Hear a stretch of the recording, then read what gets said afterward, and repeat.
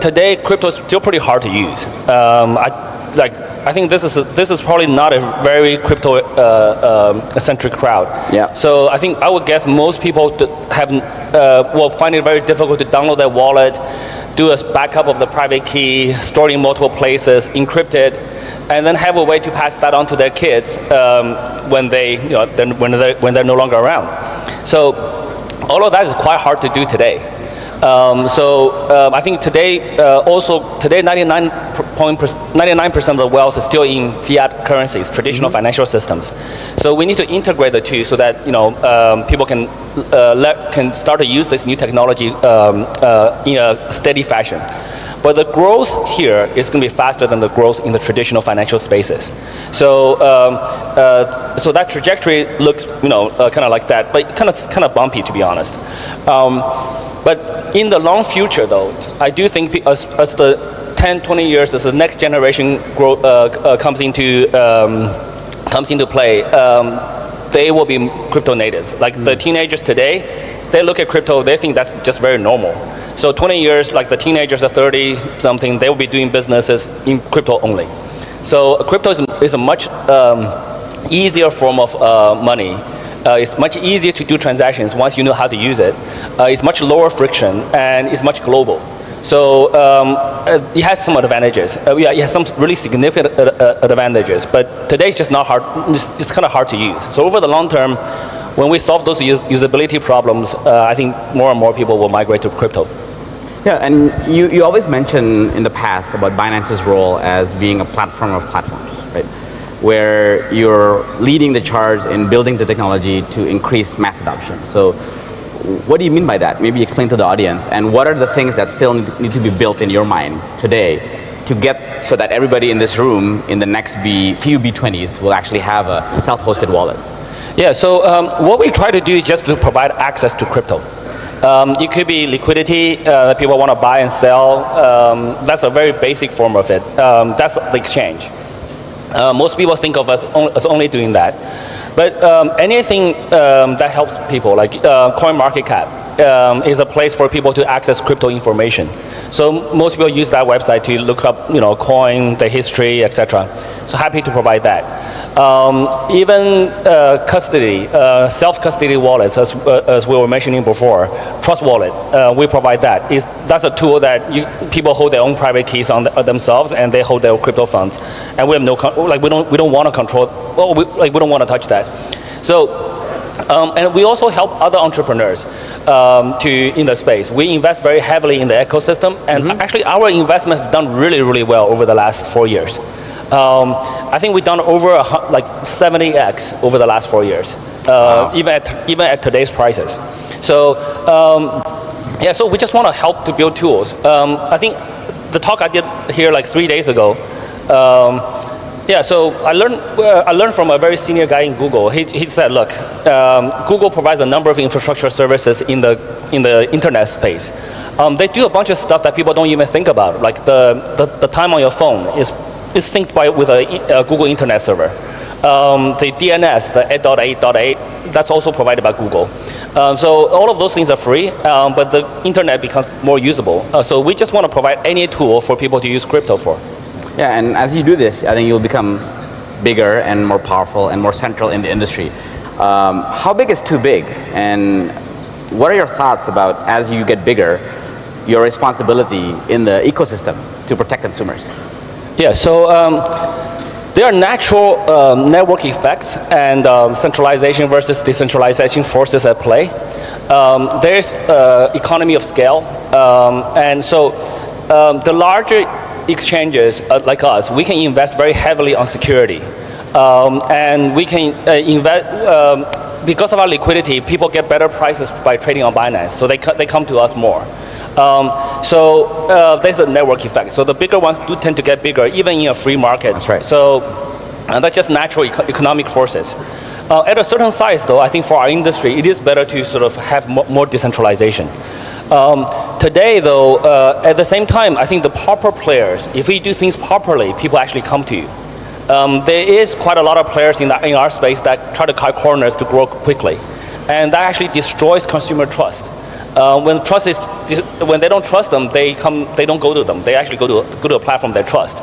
So I think just running, I really encourage all the other players in the space run businesses very solidly, very properly. That's the best way to grow. So we try to help grow other exchanges, other DeFi protocols, other wallets, etc. We invest heavily in them. We invest in other centralized exchanges too, try to help them grow. We also invest in a local exchange here in Indonesia. So we try to help them grow, but there are natural forces. So we don't really control how big we are, how small we are, etc. We just try to provide the best service, the most secure, the most reliable service to our users. And in terms of protecting consumers, what is the role of regulators, the government, the central bank, in your view? And there could be more, right? Especially in the derivative sector, for example. Like, what would be the role of the central bank and other regulators in this case?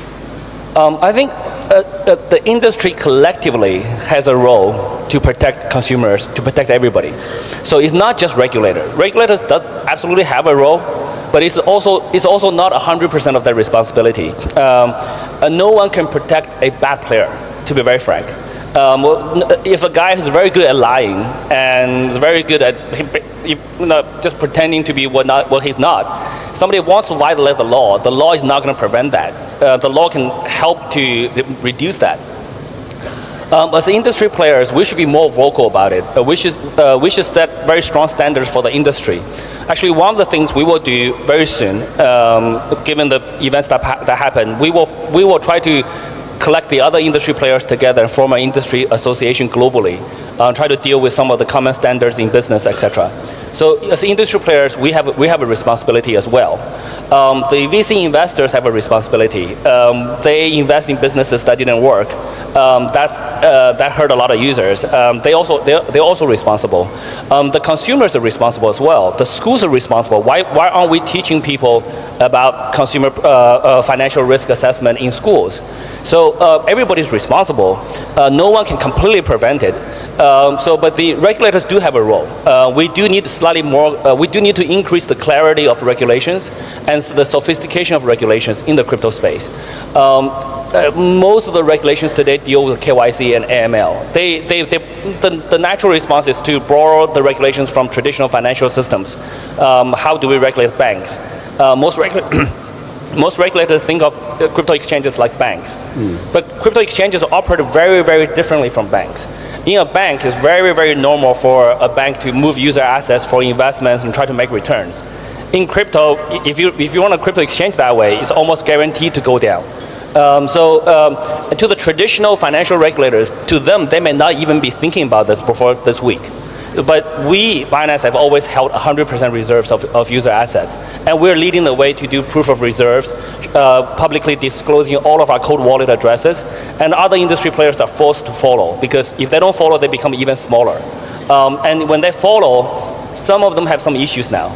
So, but we as an industry, we need to increase the transparency. We need to work very closely with regulators all around the world to make this industry more robust. But there's a strong role for regulators to play, but we can't blame this on anybody, or any single party.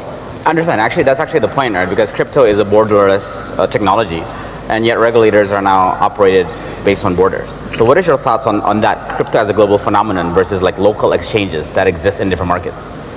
Yeah, so there's like a balancing force between technology innovation versus traditional concept of a country border. Yep. If you think about a country border, that's a human-made concept, right? So in the natural world, the country border doesn't exist. It's just like a bunch of guys agree, this is the border, that becomes the border. And now the technologies we have, we're post-internet. We now have blockchain. The internet doesn't have a lot of borders. Today, when you use the internet, you do a Google search, you click on our Twitter ad, guess what? That's run by a company in the US.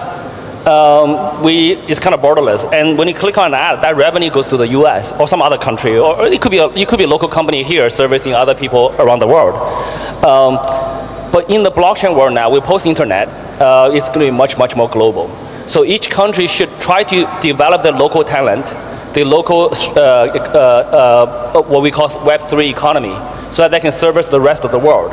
The better the country, the better countries that can do that, the more money they will make from the rest of the world. So the old concept of like limiting everything by a country border is going to be quite tough going forward. Yeah. Yeah, and you mentioned about talent, actually, interestingly, because I think the competition for talent is also global now, right? And you yourself actually worked in worked in the crypto or like a trade exchange in Tokyo, right, a while back in 2005. What advice would you give to the Gen Z now, who is starting out, right? They were digitally native, now they're crypto native. What would you say to them today to build their careers? It's a tricky one. So I think different people have different skill sets. I typically recommend people, especially the younger generation, to become good at one thing first. Because of the global competitiveness, so today we can hire the best programmer anywhere in the world, in Indonesia, in Jakarta, in other places. They can work from home. So the competition is global now. So you got to be very good at what you do. And if you try to be very good at many things, it's quite a bit harder than trying to be good at one thing first. But as you become more like seasoned, more experienced, people can become more generalists. Founders, CEOs are typically generalists. But I typically recommend people to be good at one thing first, and then grow from that. And also have a very global mindset. Don't just look for jobs in the local economy. If you're a programmer, for example, there probably are higher paying jobs in more developed countries, etc. But you can work from here and live here, and it's a beautiful lifestyle here, and have those jobs. So, and also learn about new technologies. The world is changing really, really quickly. So for the younger generation, always learn about new technologies. No, thank you. Any closing statements for the audience? Not much. I mean, so over the last week, there's so much turmoil in our industry. But I want everybody to understand that's not reflective of everything in the industry. The industry goes through ups and downs. We have one or maybe even more bad players in the industry, but the industry is still growing, so we're still building. Yeah, so thank you for your support.